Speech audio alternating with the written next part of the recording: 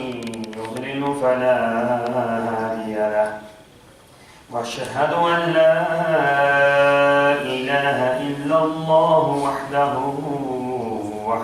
لا شريك له وأشهد أن محمدا عبده ورسوله أما بعد فإن أحسن الكلام كلام الله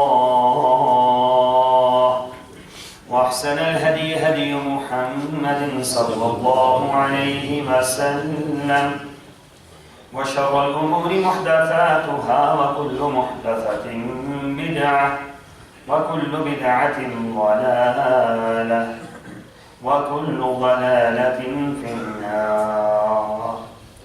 قال الله تبارك وتعالى في القرآن المجيد: أعوذ بالله السميع العليم من الشيطان الرجيم. بسم الله الرحمن الرحيم.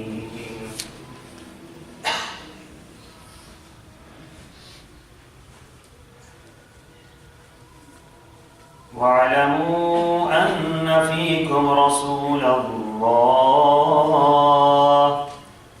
لو يطيعكم في كثير من الأمر لعنتم ولكن الله حبب إليكم الإيمان وزينه في قلوبكم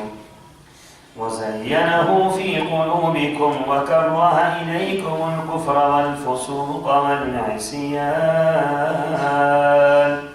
أولئك هم الراشدون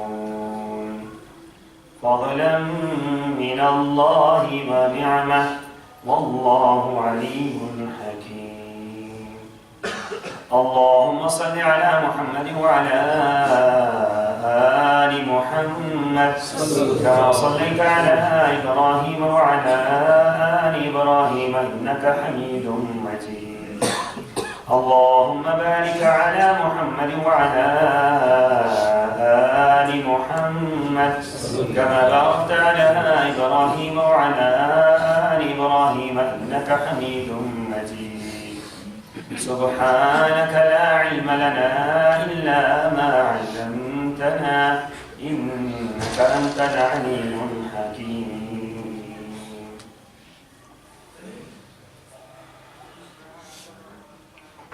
اور جان لو کہ تم میں اللہ کے رسول صلی اللہ علیہ وسلم موجود ہیں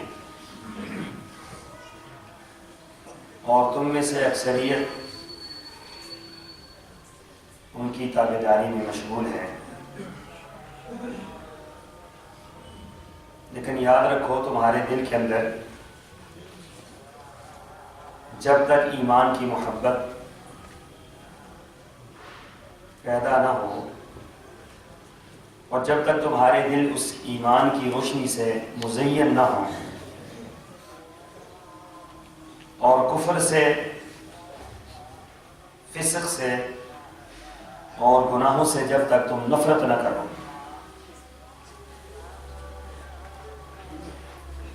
یہی لوگ جو یہ کام کرنے والے ہیں یہی کامیاب ہیں، فلاح پانے والے ہیں. انہی لوگوں پر اللہ کی انعامات اور فضل کی بارش ہے اور اللہ جاننے والا اور حکمت والا ہے. آیت نمبر 7 اور 8 سورہ الحجرات. سامعین گرامی، گزشتہ جمعوں سے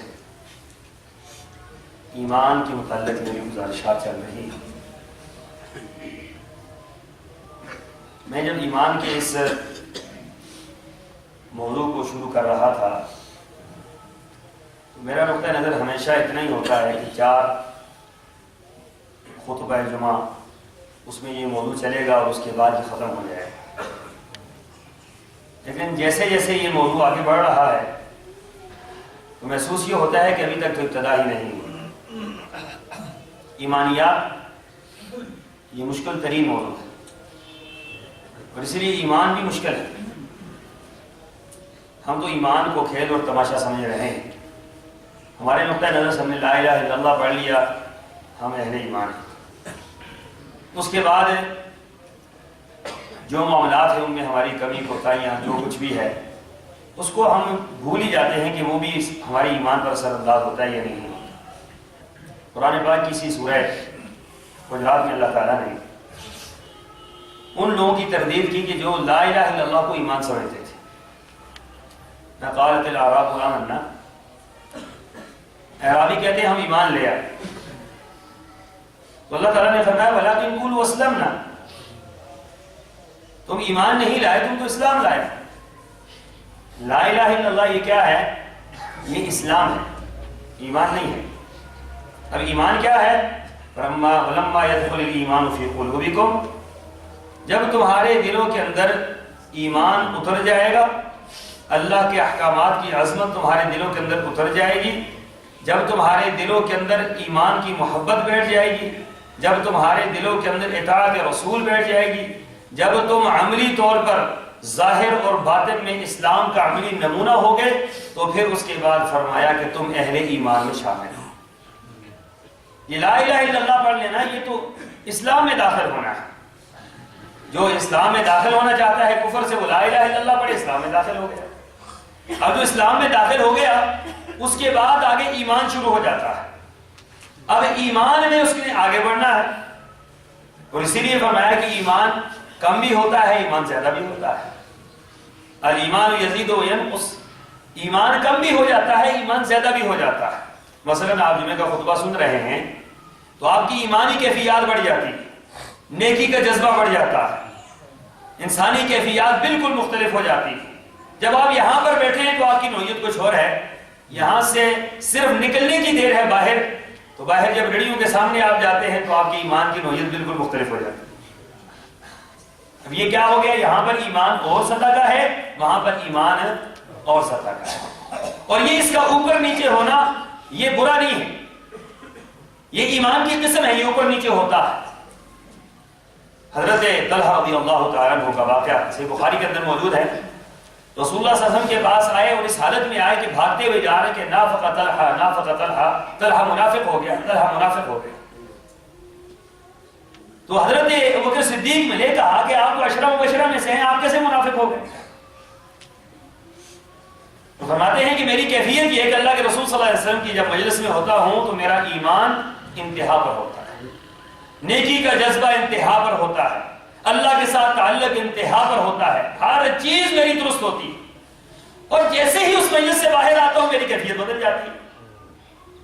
تو مجھے یہ شک پڑ رہا ہے کہ کہیں میرے اندر نفاق نہ آ گیا۔ تو صحابہ کرام تو خود اپنے آپ کو محسوس کرتے تھے کہ ہمارے اندر یہ کہیں بیماری نہ آ گئی، تو ہمیں کوئی کہہ دے تو ہمیں غصہ چڑھ سکتا ہے، ہمیں کوئی کہہ دے ہم اصلاح کو تیار نہیں ہیں کہ ہمارے اندر یہ جو عادات ہیں یہ نفاق کی علامت ہے۔ رسول اللہ صلی اللہ علیہ وسلم نے فرمایا نا کہ جو بندہ 3 کام کرتا ہے وہ پکا منافق ہے، 3 کام کرنے والا بندہ پکا منافق ہے۔ اب کتنے لوگ ایسے ہوں گے جو یہ تینوں کام کرتے ہیں، تینوں کام کرتے ہیں لیکن اپنے آپ کو منافق سننا بھی گوارا نہیں کرتے؟ اب یہ بھی ایمان کی کمزوری ہے، بنیادی طور پر یہ بھی ایمان ہی کی کمزوری ہے کہ ہم محسوس ہی نہ کریں کہ ہمارا ایمان کمزور ہے۔ جب ایمان مضبوط ہوتا ہے تو پھر محسوس ہوتا ہے کہ ایمان کمزور ہے۔ صحابہ کرام کا ایمان سب سے زیادہ مضبوط تھا، اس لیے ان کو محسوس ہوتا تھا کہ ہمارا ایمان کمزور ہو گیا۔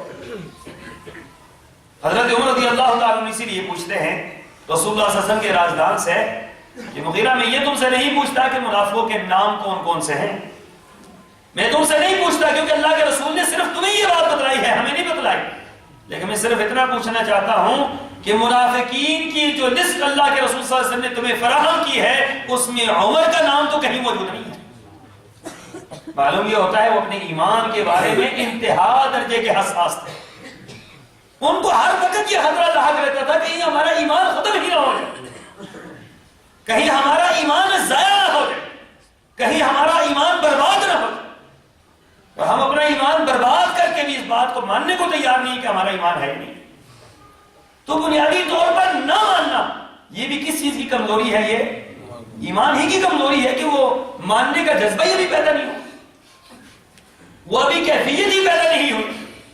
تو حضرت طلحہ جیسی شخصیت جو رسول اللہ صلی اللہ علیہ وسلم کے قریبی ساتھی ہیں، مسجد نبی کے پہلے صف کے نمازی ہیں، عشرہ مبشرہ میں اعلیٰ ترین مقام ہے، وہ رسول اللہ صلی اللہ علیہ وسلم سے آ کر کہتے ہیں اللہ کے رسول طلحہ منافق ہو گئے۔ تو رسول اللہ صلی اللہ علیہ وسلم نے پوچھا کہ کیا وجہ ہے، یہ کیوں بات کہہ رہے ہیں؟ کہا اللہ کے رسول آپ کی مجلس میں ہوتے ہیں کیفیت کچھ اور ہے، باہر نکلتے ہیں کیفیت کچھ اور ہو جاتی ہے، یکسر ہی معاملہ مختلف ہو جاتا ہے، بیوی بچوں میں جاتے ہیں تو بعض اوقات سب کچھ بھول جاتے ہیں۔ تو اللہ کے رسول کہیں یہ منافقت تو نہیں؟ تو سرور کونین نے فرمایا طلحہ اگر یہی کیفیت جو میرے پاس ہوتی ہے وہی اگر تمہارے گھر کے اندر ہو یا بازار کے اندر وہی کیفیت تمہارے اوپر طاری ہو تو پھر اللہ کے فرشتے آئیں اور تمہیں راستے میں مسافہ کر کے نکل جائے، پھر تم جیسی عظیم مخلوق تو ہو ہی کر۔ تو یہ اوپر نیچے یہ ایمان ہوتا ہے، ایمان اوپر نیچے ہوتا ہے۔ اب جو یہاں پر آپ کی کیفیت ہے وہ باہر کبھی نہیں ہو سکتی، لیکن اس کا یہ مطلب نہیں ہے کہ آپ باہر جائیں تو آپ کی ایمان کی فکر ہی نہ ہو۔ ایمان کی فکر ہونی چاہیے، ضائع نہیں ہونا چاہیے، ایمان ختم نہیں ہونا چاہیے، ایمان کمزور نہیں ہونا چاہیے، ایمان بڑھنا چاہیے۔ قرآن پاک کی جتنی بھی آیات ہیں وہ یہی بتلاتی ہیں کہ زادتہم ایمانا، زادتہم ایمانا، وَإِذَا تُلِيَتْ عَلَيْهِمْ آیَاتُهُ فَزَادَتْهُمْ ایمانا۔ فرمایا کہ جب ہماری آیات پڑھ کر سنائی جاتی ہے تو ان کا ایمان بڑھ جاتا ہے، ان کا ایمان اور بڑھ جاتا ہے، نیکی کرتے ہیں ایمان اور بڑھ جاتا ہے، خرچ کرتے ہیں ایمان اور بڑھ جاتا ہے، جہاد میں جاتے ہیں ایمان اور بڑھ جاتا ہے، نمازیں پڑھتے ہیں ایمان اور بڑھ جاتا ہے، روزہ رکھتے ہیں ایمان اور بڑھ جاتا ہے۔ اب یہ قرآن پاک کے الفاظ ہیں اہل ایمان کے بارے میں کہ جب وہ نیکی کرتے ہیں تو ان کا ایمان کیا ہے؟ بڑھ جاتا ہے۔ اب ایمان سے کہیے گا کہ ہمارا ایمان بڑھ جاتا ہے، اب ہمارا ایمان کیوں نہیں بڑھتا؟ کہ پیچھے ایمان نہیں ہے موجود، پیچھے اس کی اصل موجود نہیں ہے۔ جب تک اصل موجود نہیں ہوگی تو آگے عمارت بن سکتی بنیاد نہیں ہے، بنیاد ہماری نہیں ہے، بنیاد بالکل کمزور ہے، اس کے اوپر عمارت کھڑی نہیں ہو سکتی ایمان کی۔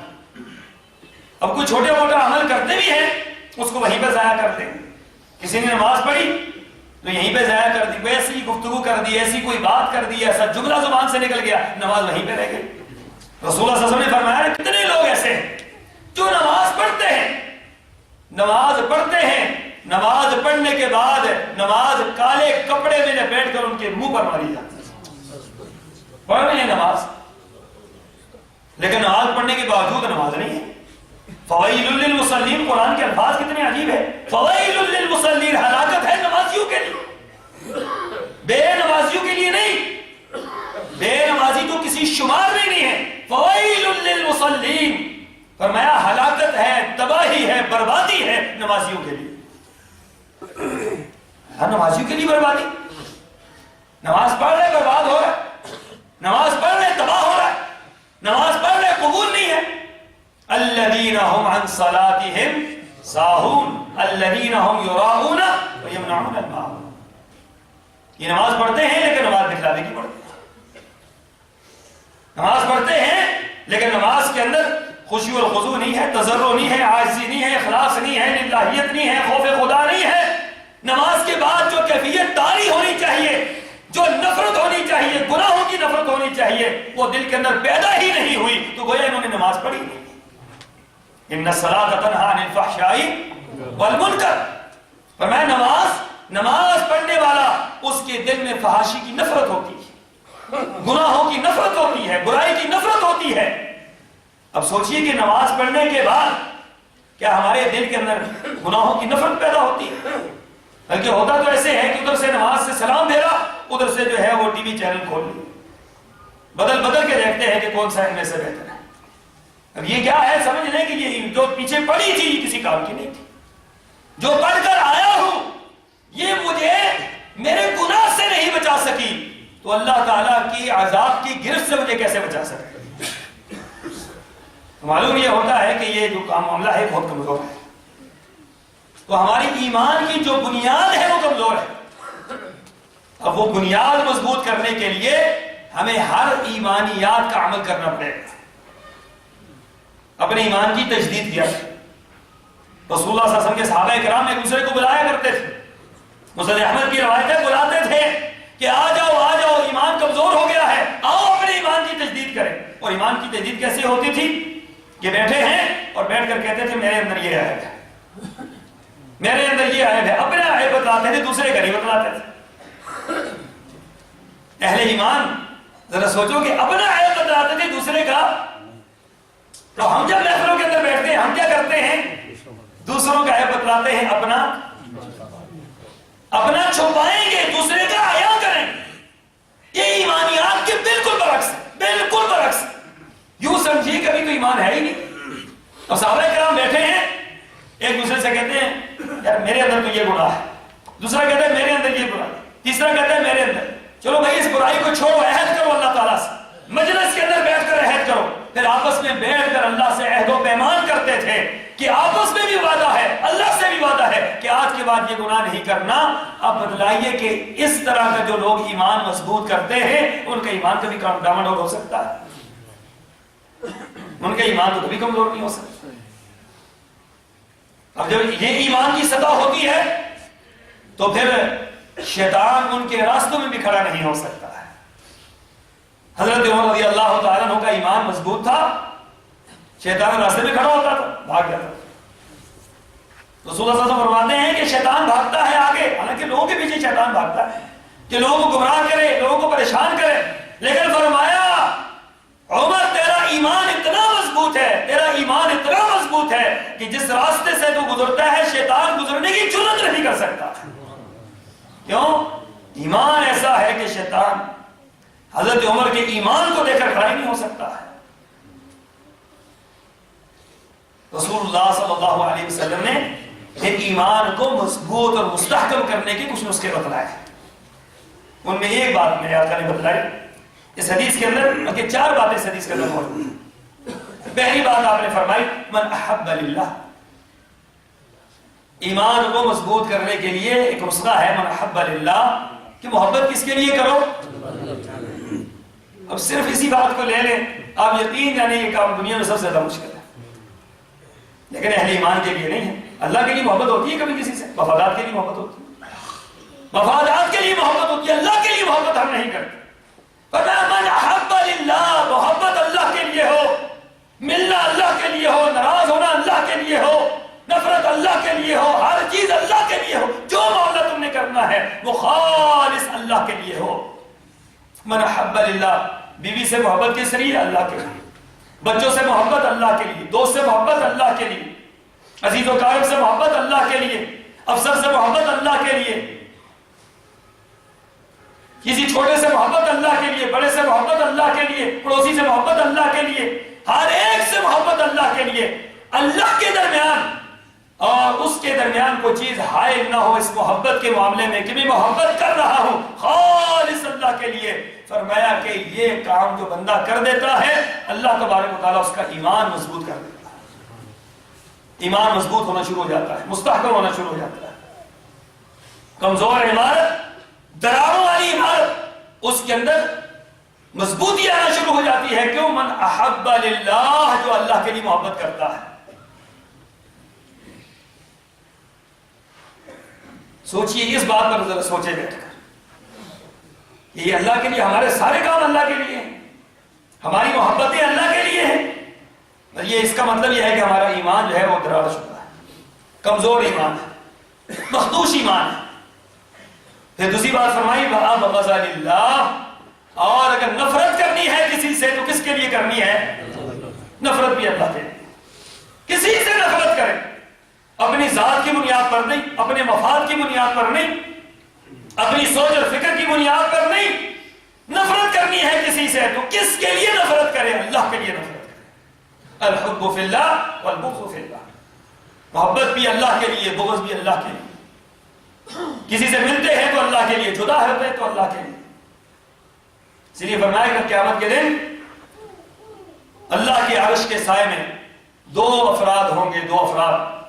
جس دن کوئی سایہ نہیں ہوگا اللہ کے عرش کے سائے کے سوا، ان میں وہ 2 افراد اجتمع علیہ وتفرق علیہ رجلان تحابا فی اللہ اجتمع علیہ وتفرق علیہ. 2 ایسے افراد جو اللہ کے لیے محبت کرتے ہیں، صرف اللہ کے لیے، اور اسی محبت پر ملتے ہیں، اسی محبت پر جدا ہو جاتے ہیں۔ اللہ کے سوا درمیان میں کوئی چیز ان کے حائل نہیں ہوتی، کوئی مفاد، کوئی گٹھ جوڑ، کوئی بات، کوئی محبت اور حائل ہی نہیں ہوتی ماسوائے اللہ کی بات کی۔ تو فرمایا کل قیامت کے دن اللہ تعالیٰ عرش کا سایہ نصیب فرمائیں گے۔ وَأَبْغَضَ لِلَّهِ، بغض ہو تو کس کے لیے؟ اللہ کے لیے۔ وَأَعْطَى لِلَّهِ، کسی کو دینا ہے، کچھ بھی دینا ہے تو کس کے لیے دے؟ اللہ کے لیے۔ وَأَعْطَى لِلَّهِ، کسی کو دینا ہے اس بنیاد پر نہیں کہ میں دوں گا تو مجھے بھی دے گا۔ ہم نیکی کیوں کرتے ہیں؟ ہم یہ کہتے ہیں کہ ہم کسی کو دیں گے کوئی ہمیں بھی دے گا، اسی بنیاد پر ہم مقروض ہو جاتے ہیں۔ لیکن یہ جو ہمارے ہاں نیمدرا ہوتا ہے، نیمدرا آپ لوگ پتہ نہیں کیا کہتے ہیں، جو شادی کے موقع پر، ولیمے کے موقع پر ہم دیتے ہیں تو ہم اللہ کے لیے دیتے ہیں۔ یہ قرض دے رہے ہوتے ہیں اگلے کو، بولا بیچارہ قرض، وہ پہلے ہی ایک مصیبت میں پھنسا ہوتا ہے، اوپر سے اور ہم مقروض کر رہے ہوتے ہیں اس کو۔ اللہ کے لیے تو نہیں ہوتا کہ کس لیے دے رہے ہیں ہم؟ صرف اس لیے دے رہے ہیں کہ لوگ کہیں گے یار بڑے پیسے، کیا بات ہے، بہت پیسے ڈال دیے اسے، اس کے لکھنے میں نام آئے تھے، لوگ کہتے ہیں کاپیاں لے کر، پینسلیں لے کر بیٹھتے ہیں۔ یہ عجیب دعوت ہے، دعوت ولیمہ کیسی عجیب دعوت، دعوت ولیمہ مسنون ہے، سنت ہے، مسنون دعوت کا حلیہ بگاڑ کر رکھ دیا۔ کیا بندہ اندر آ رہا ہے، بیٹھے ہوئے ہیں نام لکھ رہے ہیں، اندر آ گیا، ہم نکل کے جا رہے ہیں تو نام لکھے، کس نے کتنے پیسے دیے ہیں، اب جتنے اگر دیے ہیں تو اب میں نے 100 روپے دیا ہے تو 10 سال کے بعد اگر میری شادی ہوگی تو 110 روپے لٹایا جائے۔ وہ مینیو لکھا ہوتا ہے کہ 10 روپے، اچھا یہ 10 روپے کیا ہے؟ علماء کرام اس کو سود کہتے ہیں، علماء کرام اس کو سود کہتے ہیں، حرام کہتے ہیں، نیندرا ویسے ہی حرام، یہ دینا ویسے ہی حرام ہے، لیکن اس سے ہٹ کر کہتے ہیں کہ یہ جو واپس لٹایا جا رہا ہے اضافے کے ساتھ، یہ سود کے زمرے میں آتا ہے۔ اب یہ جو ہم دے رہے ہیں یہ کس کھاتے میں دے رہے ہیں یہ بتائیں۔ ویسے تو تحفہ دینا مسنون عمل ہے، تحفہ دیں، تحفہ لیں، تحادو تحابو فرمایا کہ محبت بڑھانے کا ذریعہ ہے، ہدیہ دینے سے محبت بڑھتی ہے، لیکن ہدیہ ایسا بندہ دے کہ بعد میں کہے کہ اس سے بڑا ہدیہ واپس لینا ہے تو پھر اس سے محبت بڑھے گی، اس سے تو نفرت پیدا ہو۔ یار بھیڑا کرو کو پیچھے سے 100 دیا تھا 150 دینا پڑے، اور ہو سکتا ہے بیچارے کے پاس نہ ہو تو پھر آپ کی شادی پہ میرے پاس تھے، میری شادی میں آپ کے پاس نہ ہو، پھر کیا ہوگا؟ پھر آپ تکلیف کے اندر مبتلا ہوں گے، پریشانی کے اندر مبتلا ہوں گے۔ تو یہ فرمایا کہ آتا للہ، کس کے لیے دو؟ اگر دینا ہے تو اللہ کے لیے دو، بھول جاؤ دے کر کے دیا بھی ہے یا نہیں دیا، صرف اللہ کے لیے دو۔ کھانا کھلانا اللہ کے لیے کھلاؤ، پیسے دینے اللہ کے لیے دو، ہدیہ دینا اللہ کے لیے دو، کسی سے محبت کا اظہار کرنا ہے اللہ کے لیے کرو، جو کچھ کرنا ہے اللہ کے لیے کرو، درمیان میں کوئی چیز حل نہ۔ اور فرمایا کہ وَمَنَعَ لِلَّهِ، اور اگر کسی سے کوئی چیز روکنی ہے تو کس کے لیے روکو؟ نہیں دینا۔ کیوں نہیں دینا؟ اللہ کا حکم نہیں خرچ کرنا، یہاں پر نہیں لگانا، فضول خرچی ہے، لغو ہے، اللہ کی ناراضگی ہے، رسول اللہ کی تعلیم نہیں ہے، یہاں پر نہیں دینا۔ تو یہ کس کے لیے نہ ہو؟ منع بھی اللہ کے لیے ہو کہ نہیں دینا، یہ اللہ کے لیے نہیں دینا۔ آپ یقین جانیں یہ حدیث جو ہے نا میرے پسینے نکال دی، پسینے نکال دی میرے اس حدیث نے۔ اس حدیث پر عمل کرنا یہ ہمارے بس کی بات نہیں ہے، اللہ من رحیم ربی، کہ میرا اللہ جس پر کرم کر دے، میرا اللہ جس پر کرم کر دے۔ اس حدیث کا اگر آپ نے عملی نمونہ دیکھنا ہے تو صحابہ اکرام کی جماعت تھی جو اس حدیث کا بعین ہی مثل تھے، صحیح اس حدیث پر عمل کرنے والے تھے۔ محبت بھی اللہ کے لیے، نفرت بھی اللہ کے لیے، دینا بھی اللہ کے لیے، روکنا بھی اللہ کے لیے، سب کچھ اللہ کے لیے۔ اللہ اور بندے کے درمیان کوئی چیز حائل نہ ہو، اس کو کہا جاتا ہے۔ حدیث مکمل ہوئی، فرمایا میرے آقا نے فقد استکمل الایمان، جس کا یہ کام ہو گیا اس کا ایمان کیا ہو گیا؟ مکمل ہو گیا۔ حضرت عمر رضی اللہ تعالیٰ، عمر بن عبدالعزیز رضی اللہ تعالیٰ، انہوں نے خط لکھا عدی بن عدی کو، صحیح بخاری کے اندر یہ خط موجود ہے کتاب الایمان کے اندر۔ عدی بن عدی نے حضرت عمر بن عبدالعزیز سے پوچھا تھا کہ مجھے ایمان بتلائیں، ایمان کیا ہے؟ تو انہوں نے اس خط کا جواب دیا، اور خط کا جواب کیا تھا؟ فرمایا ان الایمان للایمان فرائض، ایمان فرائض کا نام ہے، وہ شرائع، اسلام ایمان رسول اللہ صلی اللہ علیہ وسلم کی سنتوں کا نام ہے، مکمل سنتوں کا، فرائض کا اور مکمل. اب سنت صرف ہے، ہم یہ نماز کے اندر اس کو سنت کہتے ہیں. ہر عمل جو بھی رسول اللہ صلی اللہ علیہ وسلم نے کیا ہے وہ کیا ہے؟ وہ سنت ہے اور اس کو ہم نے اپنانا ہے. وہ حدوداً، اور یہ جو اللہ کی حدیں قائم کی ہیں، اور پھر وہ سنن، اور جو رسول اللہ صلی اللہ علیہ وسلم کے طریقے ہیں، جو اللہ کے رسول صلی اللہ علیہ وسلم نے جو عمل کر کے دکھلایا ہے. فمن استکملها استکمل الایمان. فرمایا جو بندہ یہ سارے کے سارے کام پورے کرتا ہے، کہ جس کے فرائض بھی پورے ہیں، جس کے نوافل بھی پورے ہیں، جس کی حدود بھی، حقوق بھی پورے ہیں، اللہ کے حقوق بھی پورے کرتا ہے، لوگوں کے حقوق بھی پورے کرتا ہے. فرمایا کہ جو ہر عمل میں رسول اللہ صلی اللہ علیہ وسلم کی سنت کو سامنے رکھ کر عمل کرتا ہے، فقد استکمل الایمان، گویا اس کا ایمان مکمل ہو گیا.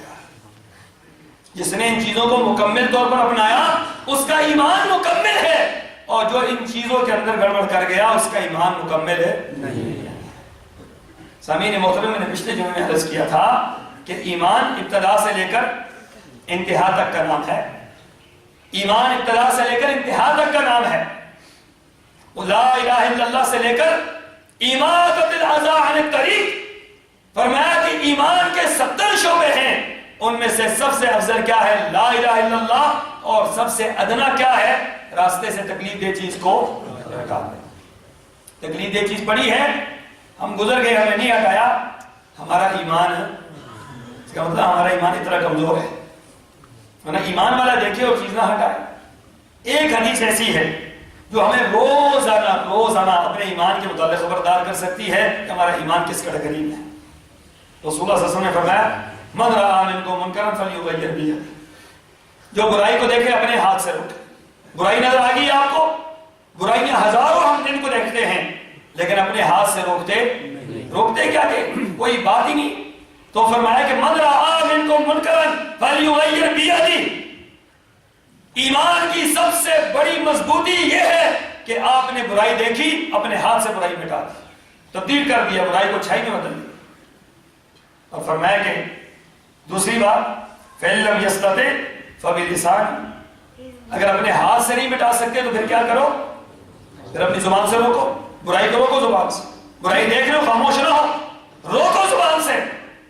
اب اگر کوئی زبان سے بھی نہیں روکتا، فَإِن لَّمْ يَسْتَطِعْ فَبِقَلْبِهِ. فرمایا کہ اگر زبان سے بھی نہیں روکتا تو دل سے اس برائی کو کیا جانے؟ برا جانے. دل سے نفرت کرے، دل سے اس کے لیے جو ہے گھن کا اظہار کرے. فرمایا کہ یہ جو آخری کیٹیگری ہے، ذَلِكَ أَضْعَفُ مِنَ الْإِيمَانِ، یہ ایمان کی آخری ترین قسم ہے. یہ تھرڈ کلاس ایمان، بالکل آخری ایمان یہ ہے کہ دل سے نفرت کی جائے. اور اگر دل سے بھی نفرت نہیں ہے تو ایمان موجود ہے نہیں. یہ روزانہ آپ اپنے ایمان کو دیکھ سکتے ہیں کہ ہمارا ایمان کہاں ہے. برائی دیکھی، ہاتھ سے روکا، اس کا مطلب ہے ایمان کیا ہے؟ اونچی سطح پہ ہے. ایمان اوپر ہے، سب سے اوپر. دیکھی برائی، زبان سے کہہ دیا، اس کا مطلب ہے یہاں درمیان میں ہے ایمان. زبان سے بھی روک رہا ہے. دیکھی برائی، دل سے برا جانا، یہ نیچے ہے ایمان. ایمان کیا آخری کیٹیگری ہے؟ فرمایا ذَلِكَ أَضْعَفُ مِنَ الْإِيمَانِ، یہ ایمان کی کمزور ترین قسم ہے. فرمایا اس کے بعد اگر کسی کے دل میں برائی دیکھ کر نفرت پیدا نہیں ہوتی تو فرمایا کہ اس کے بعد اس کے دل میں رائی کے دانے کے برابر ایمان نہیں. اب ہمیں روزانہ جانچنے کا موقع مل جاتا ہے. ہمیں جانچنا چاہیے کہ ہمارا ایمان کہاں ہے، اور پھر اپنے ایمان کی اصلاح کرنی چاہیے. اگر نہیں ہے ایمان تو پھر ایمان ہمیں بنانا پڑے گا. پھر وہ اعمال کرنے پڑیں گے جس سے ہمارا ایمان مضبوط ہوتا ہے.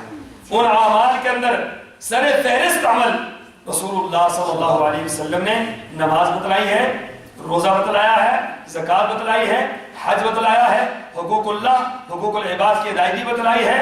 ہر چیز ایمانیات میں سے ہے. یہ تمام چیزیں جیسے جیسے آپ شروع کریں گے ایسے ایسے آپ ایمان اپنا بڑھاتے رہیں گے. اللہ تعالیٰ مجھے آپ کو ان کی توفیق عطا فرمائے.